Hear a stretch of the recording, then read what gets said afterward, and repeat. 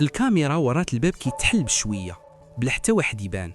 الكراسات تحركوا، الطابله تزحزحات، وفي الزاويه بان ظل واقف ما عنده ملامح، غير شكل انسان ولكن ماشي انسان. اللي زاد خوفه هو ان الظل كان كيوقف قدام الكاميرا مباشره. مشاهدينا الكرام، السلام عليكم ورحمه الله وبركاته.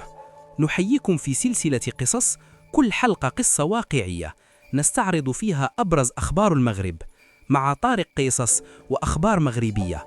نبداو القصة.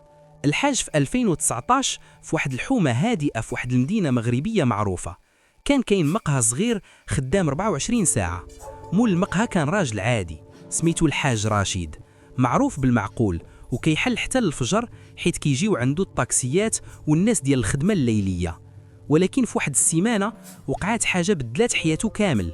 كل ليلة في 3 الصباح بالضبط كيطيح الضو في المقهى بوحدو، لا مشكل في الكهرباء لا قاطع والو. الحاج رشيد في الاول قال غير تماس كهربائي، ولكن النهار قرر يشوف تسجيل الكاميرات تجمد في بلاصتو. الكاميرا ورات البام كيتحل بشويه بلا حتى واحد يبان. الكراسه تحركوا، الطابله تزحزحات، وفي الزاويه بان ظل واقف ما عنده ملامح، غير شكل انسان ولكن ماشي انسان. اللي زاد خوفه هو أن الظل كان كيوقف قدام الكاميرا مباشرة بحال عارف فين هي. الحاج رشيد حبس التسجيل، رجع شغله، الظل مازال تما. من داك الليلة ما بقاش كيبقى بوحده، ولكن الغريب الظاهرة بقات غير في 3 الصباح بالضبط. نهار جا واحد راجل كبير في العمر، شاف وجه الحاج مصفر وسولو مالك؟ حكى ليه كل شي. الراجل سكت ومن بعد قال جملة وحدة: هاد البلاصة كانت قبل دار مهجورة ومات فيها واحد الراجل بوحده.